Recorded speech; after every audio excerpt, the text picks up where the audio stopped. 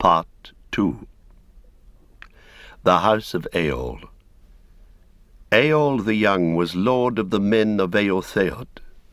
That land lay near the sources of Anduin, between the furthest ranges of the Misty Mountains and the northernmost parts of Mirkwood. The Eorl had moved to those regions in the days of King Annals II, from lands in the vales of Anduin between the Carrock and the Gladden, and they were in origin close akin to the Beornings and the men of the west eaves of the forest. The forefathers of Eorl claimed descent from kings of Rovanion, whose realm lay beyond Mirkwood before the invasions of the Wain Riders, and thus they accounted themselves kinsmen of the kings of Gondor, descended from Eldakar. They loved best the plains, and delighted in horses and in all feats of horsemanship.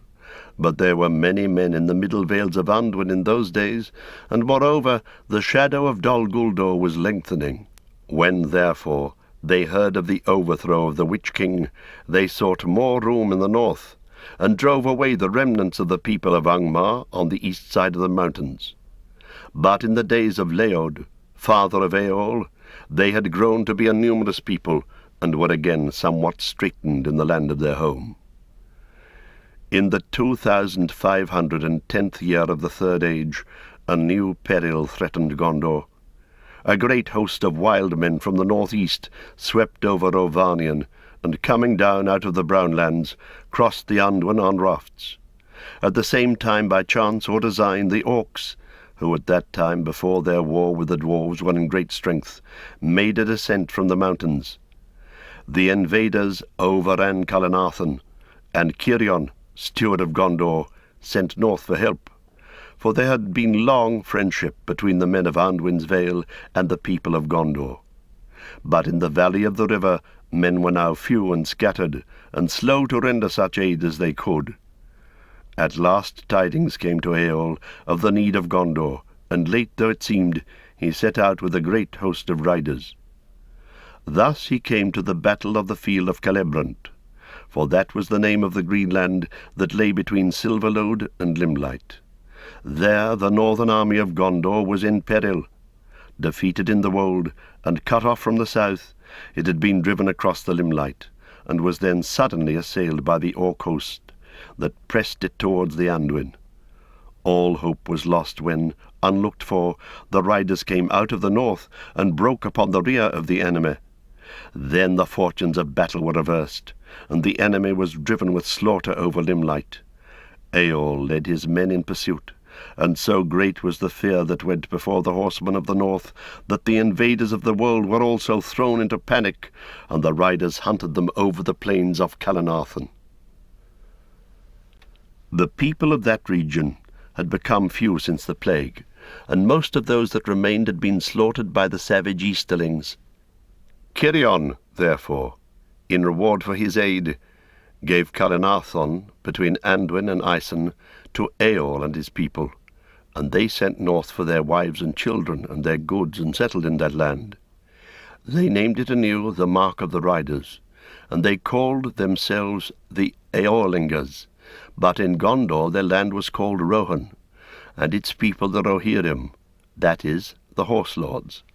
Thus Eorl became the first king of the Mark, and he chose for his dwelling a green hill before the feet of the White Mountains that were the south wall of his land. There the Rohirrim lived afterwards as free men, under their own kings and laws, but in perpetual alliance with Gondor. Many lords and warriors, and many fair and valiant women, are named in the songs of Rohan that still remember the north. Frumgar, they say, was the name of the chieftain who led his people to Eorl. Of his son, Fram, they tell that he slew Skartha, the great dragon of Ered Mithrin, and the land had peace from the Longworms afterwards. Thus Fram won great wealth, but was at feud with the dwarves, who claimed the hoard of Skartha. Fram would not yield them a penny, and sent to them instead the teeth of Skartha made into a necklace, saying, "Jewels such as these you will not match in your treasures, for they are hard to come by. Some say that the dwarves slew Fram for this insult. There was no great love between Eotheod and the dwarves. Leod was the name of Eorl's father. He was a tamer of wild horses, for there were many at that time in the land. He captured a white foal, and it grew quickly to a horse strong and fair and proud. No man could tame it. When Leod dared to mount it, it bore him away, and at last threw him, and Leod's head struck a rock, and so he died. He was then only 42 years old, and his son was a youth of 16. Eorl vowed that he would avenge his father. He hunted long for the horse, and at last he caught sight of him, and his companions expected that he would try to come within bowshot and kill him. But when they drew near, Eorl stood up and called him in a loud voice, "Come hither, man's bane, and get a new name." To their wonder the horse looked towards Eorl, and came and stood before him, and Eorl said, "Felaroff I name you. You loved your freedom, and I do not blame you for that. But now you owe me a great weregild, and you shall surrender your freedom to me until your life's end." Then Eorl mounted him, and Felaroff submitted, and Eorl rode him home without bit or bridle, and he rode him in like fashion ever after. The horse understood all that men said, though he would allow no man but Eorl to mount him. It was upon Felaroff that Eorl rode to the field of Celebrant, for that horse proved as long-lived as men, and so were his descendants. They were the Mearas, who would bear no one but the king of the Mark or his sons until the time of Shadowfax. Men said of them that Bema, whom the elder called Orome, must have brought their sire from west over sea. Of the kings of the Mark between Eorl and Theoden, most is said of Helm Hammerhand. He was a grim man of great strength. There was at that time a man named Freyka, who claimed descent from King Freyawain, though he had, men said, much Dunlendish blood, and was dark-haired. He grew rich and powerful, having wide lands on either side of the Ardorn. Near its source he made himself a stronghold, and paid little heed to the king. Helm mistrusted him, but called him to his councils, and he came when it pleased him. To one of these councils Freyka rode with many men, and he asked the hand of Helm's daughter for his son Wulf. But Helm said, "You have grown big since you were last here, but it is mostly fat, I guess." And men laughed at that, for Freyka was wide in the belt. Then Freyka fell in a rage, and reviled the king, and said this at the last, "Old kings that refuse a proffered staff may fall on their knees." Helm answered, "Come, the marriage of your son is a trifle. Let Helm and Freyka deal with it later. Meanwhile the king and his council have matters of moment to consider." When the council was over, Helm stood up, and laid his great hands on Freyka's shoulder, saying, "The king does not permit brawls in his house, but men are freer outside." And he forced Freyka to walk before him out from Edoras into the field. To Freyka's men that came up he said, "Be off. We need no hearers. We are going to speak of a private matter alone. Go and talk to my men."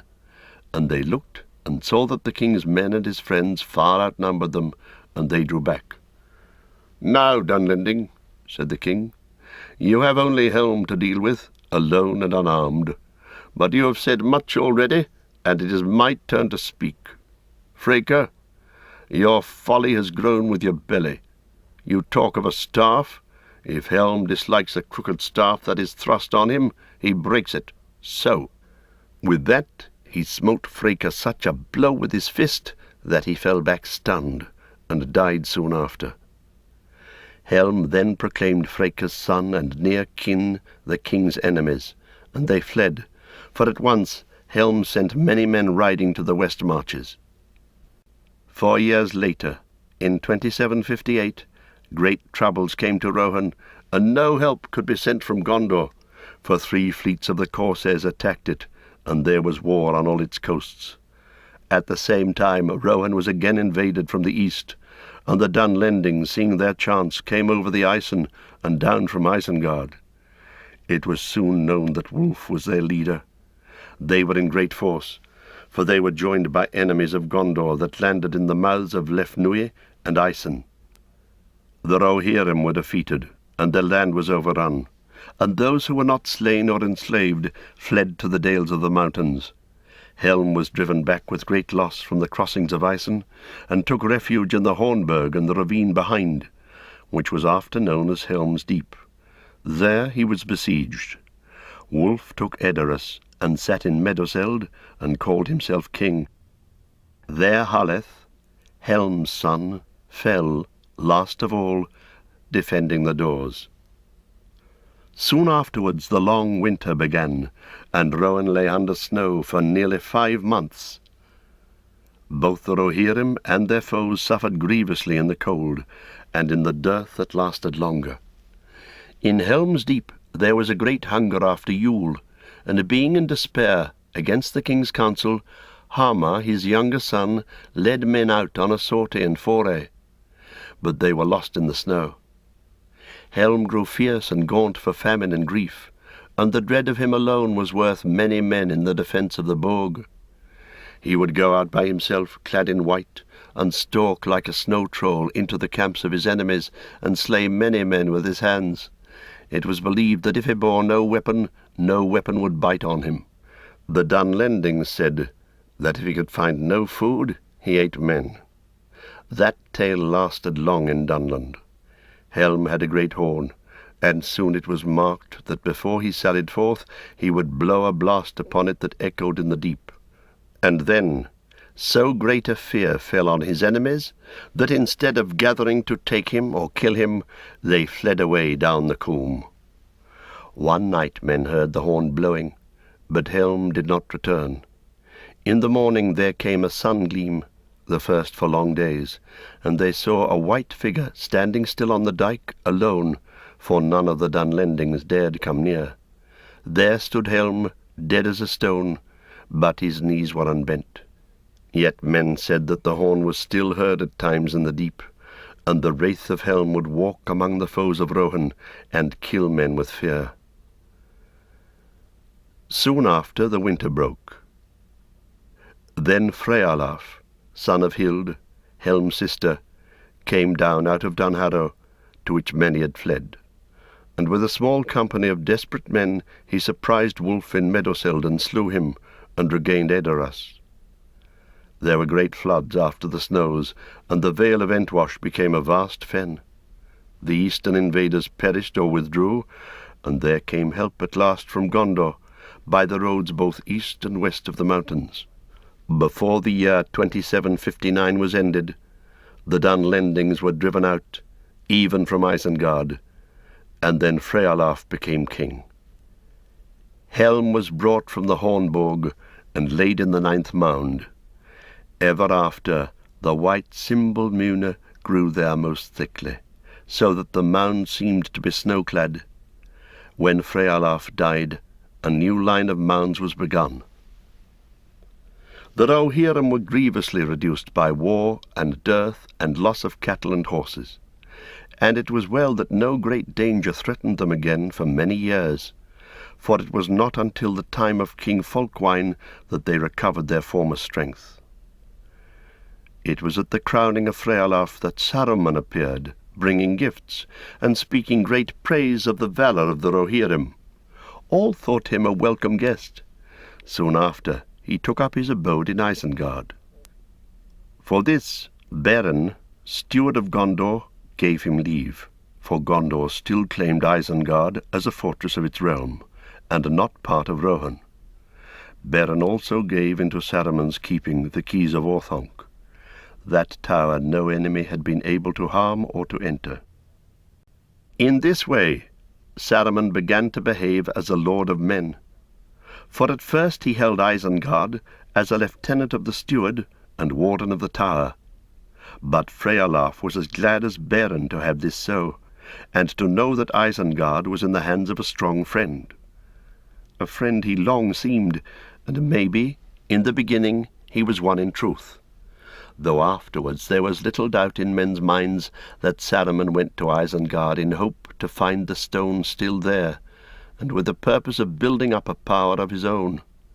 Certainly after the last White Council, in 2953, his designs towards Rohan, though he hid them, were evil. He then took Isengard for his own, and began to make it a place of guarded strength and fear, as though to rival the Barad-dûr. His friends and servants he drew then from all who hated Gondor and Rohan, whether men or other creatures more evil. The Kings of the Mark. First line. The first king was Eorl the Young. He was born in 2485. He was so named because he succeeded his father in youth, and remained yellow-haired and ruddy to the end of his days. These were shortened by a renewed attack of the Easterlings. Eorl fell in battle in the wold, and the first mound was raised. Felaroth was laid there also. The second king was Brago, born 2512. He drove the enemy out of the wold, and Rohan was not attacked again for many years. In 2569 he completed the great hall of Meduseld.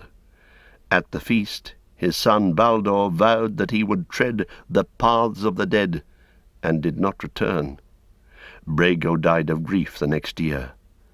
The third king, Aldor the Old, was born in 2544. He was Brago's second son.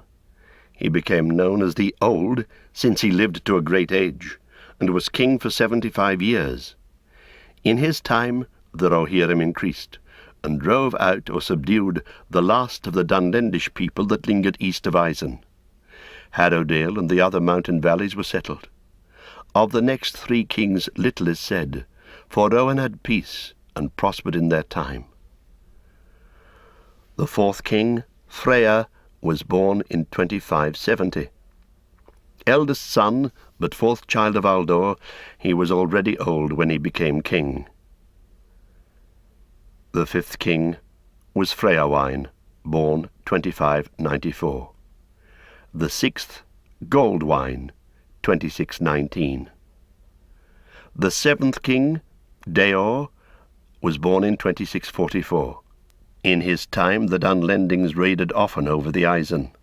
In 2710 they occupied the deserted ring of Isengard, and could not be dislodged. The eighth king, Gram, was born in 2668. The ninth king, Helm Hammerhand, was born in 2691. At the end of his reign, Rohan suffered great loss by invasion and the long winter. Helm and his sons Harleth and Hama perished. Frealaf, Helm's sister son, became king. The second line. This line began with the 10th king, Frealaf Hildason, born 2726. In his time Saruman came to Isengard, from which the Dunlendings had been driven.